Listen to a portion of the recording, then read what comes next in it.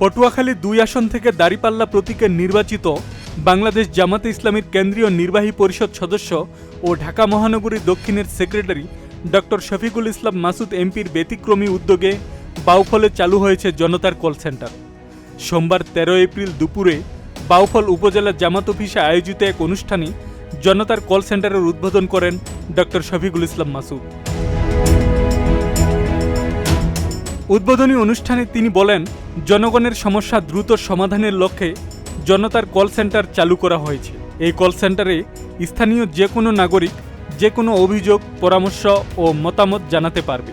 এছাড়াও নাগরিক যে কোনো তথ্যসেবা গ্রহণের সুযোগ পাবে। এতে জনপ্রতিনিধি ও জনগণের মধ্যে যোগাযোগ আরও সহজ ও গতিশীল হবে এবং সেবার মান উন্নত হবে। তিনি আশা করেন, প্রযুক্তি নির্ভর এই উদ্যোগ জনসেবাকে আরও মানবিক ও জবাবদিহিমূলক করতে গুরুত্বপূর্ণ ভূমিকা রাখবে।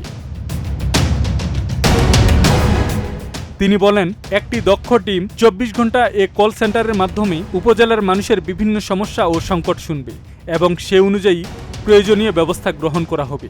এ সময় দুটি মোবাইল নম্বর উল্লেখ করে ডক্টর শফিকুল ইসলাম মাসুদ বলেন, এই নম্বরগুলোতে কল করে যে কেউ তাদের সমস্যা জানাতে পারবেন। তবে সবাইকে অনুরোধ করছি, কেউ হয়রানি, মিথ্যা ও প্রতারণামূলক কল করবেন না।